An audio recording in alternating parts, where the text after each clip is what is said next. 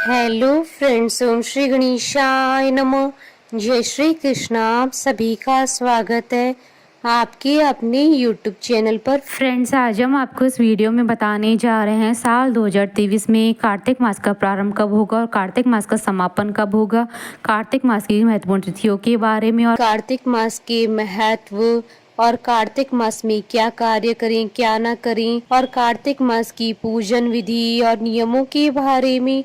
Friends, video शुरू करने से पहले आपसे रिक्वेस्ट है, अगर आप हमारे चैनल पर नए हैं और आपने अभी तक चैनल को सब्सक्राइब नहीं किया है तो प्लीज़ सब्सक्राइब कीजिएगा चैनल को, साथ ही प्रेस कीजिएगा बेल आइकन को, जिससे नए वीडियो से रिलेटेड नोटिफिकेशन आपको तुरंत प्राप्त हो सके।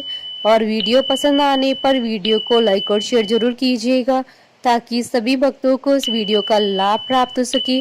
और कमेंट बॉक्स में जय श्री कृष्ण जरूर लिखिएगा। हिंदू पौराणिक और प्राचीन ग्रंथों में कार्तिक मास का विशेष महत्व है।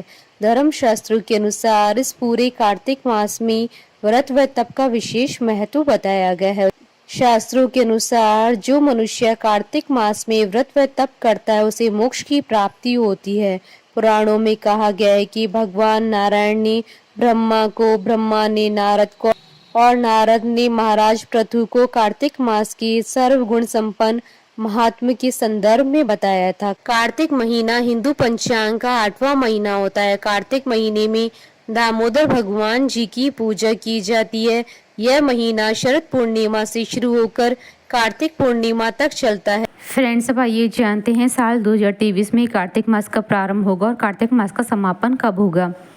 हिंदू पंचांग के अनुसार साल 2023 में कार्तिक मास का प्रारंभ 29 अक्टूबर 2023 रविवार को होगा और कार्तिक मास का समापन 27 नवंबर 2023 सोमवार को होगा और कार्तिक मास की अमावस्या 13 नवंबर 2023 सोमवार के दिन है और कार्तिक मास की पूर्णिमा 27 नवंबर 2023 सोमवार के दिन है। इस माह में पवित्र नदियों में ब्रह्म मुहूर्त में स्नान करने का बहुत अधिक महत्व होता है। घर की महिलाएं सुबह जल्दी उठकर स्नान करें। यह स्नान कुंवारी और वैवाहिक महिलाओं दोनों के लिए श्रेष्ठ होता है। इस माह की एकादशी, जिसे प्रबोधनी एकादशी अथवा देवउठनी एकादशी कहा जाता है, इसका सर्वाधिक महत्व होता है। इस दिन भगवान विष्णु जी 4 माह की निद्रा के बाद उठते हैं, जिसके बाद से मांगलिक कार्य शुरू किए जाते हैं। इस महीने में तप एवं पूजा पाठ उपवास का महत्व होता है, जिसके फलस्वरूप जीवन में वैभव की प्राप्ति होती है। इस माह में तप के फलस्वरूप मोक्ष की प्राप्ति होती है। इस माह का श्रद्धा से पालन करने पर दीन दुखियों का उद्धार होता है, जिसका महत्व स्वयं विष्णु भगवान ने ब्रह्मा जी से कहा था। इस माह के प्रताप से रोगियों के रोग दूर होते हैं और जीवन में विलासिता से मुक्ति मिलती है। कार्तिक माह में दीपदान का बहुत महत्व होता है। इस महीने में पवित्र नदियों में, मंदिरों में दीपदान किया जाता है। ये कार्य शरद पूर्णिमा से शुरू होकर कार्तिक पूर्णिमा तक चलता है। दीपदान के पीछे का सार है कि इससे घर में धन आता है। कार्तिक महीने में लक्ष्मी जी के लिए दीप जलाया जाता है और संकेत दिया जाता है कि अब जीवन में अंधकार दूर होकर प्रकाश देने की कृपा करें। कार्तिक महीने में घर के मंदिर, वृंदावन, नदी के तट एवं शयन कक्ष में भी दीपक लगाने का महात्म पुराणों में मिलता है। कार्तिक माह में दान का भी विशेष महत्व होता है। इस पूरे माह में गरीबों एवं ब्राह्मणों को दान दिया जाता है। इन दिनों में तुलसी दान, अन्न दान, गाय दान एवं आंवले के पौधे के दान का महत्व सर्वाधिक बताया गया है। कार्तिक माह में पशुओं को भी हरा चारा खिलाने का महत्व होता है। कार्तिक माह में श्रद्धालु मंदिरों में भजन करते हैं, अपने घरों में भी भजन करवाते हैं।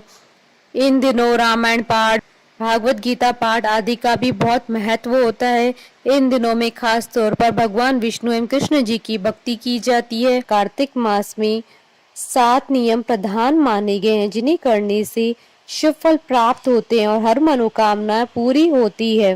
फ्रेंड्स, अब आइए जानते हैं कार्तिक मास के नियमों के बारे में। धर्म शास्त्रों के अनुसार कार्तिक मास में सबसे प्रमुख काम दीपदान करना बताया गया है। दीप, पोखर, तालाब आदि में दीपदान किया जाता है। इससे पुण्य की प्राप्ति होती है। इस महीने में तुलसी पूजन करने तथा सेवन करने का विशेष महत्व बताया गया है। वैसे तो हर मास में तुलसी का सेवन और आराधना श्रेष्ठकर होता है, लेकिन कार्तिक मास में तुलसी पूजा का महत्व कई गुना माना गया है। भूमि पर सोना कार्तिक मास का तीसरा और प्रमुख कार्य है। भूमि पर सोने से मन में सात्विकता का भाव आता है तथा अन्य विकार समाप्त हो जाते हैं। कार्तिक महीने में केवल एक बार नरक चतुर्दशी कार्तिक कृष्ण चतुर्दशी के दिन शरीर पर तेल लगाना चाहिए। कार्तिक मास में अन्य दिनों में तेल लगाना वर्जित होता है। कार्तिक मास में द्विदलन अर्थात उड़द, मूंग, मसूर, चना, मटर, राई आदि नहीं खाने चाहिए। कार्तिक मास में ब्रह्मचर्य का पालन अति आवश्यक बताया गया है। इसका पालन नहीं करने पर पति पत्नी को दोष लगता है और इसके अशुभ फल प्राप्त होते हैं। कार्तिक मास का व्रत करने वालों को चाहिए कि वे तपस्वियों के समान व्यवहार करें अर्थात कम बोले, किसी की निंदा या विवाद न करें, मन पर संयम रखें। फ्रेंड्स, अब आइए जानते हैं कार्तिक मास में क्या करें और क्या ना करें और कार्तिक मास की पूजन विधि के बारे में। कार्तिक माह में कई तरीके के नियमों का पालन किया जाता है जिससे मनुष्य के जीवन में त्याग और संयम के भाव उत्पन्न होते हैं।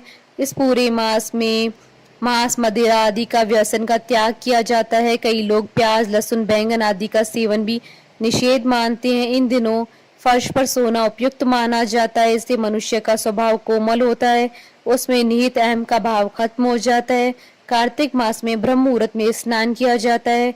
तुलसी एवं सूर्यदेव को जल चढ़ाया जाता है। बोलिए भगवान श्री कृष्ण जी की जय। हमारे साथ इस वीडियो में अंत तक बने रहने के लिए आपका धन्यवाद। ओम श्री गणेशाय नमः। जय श्री कृष्ण।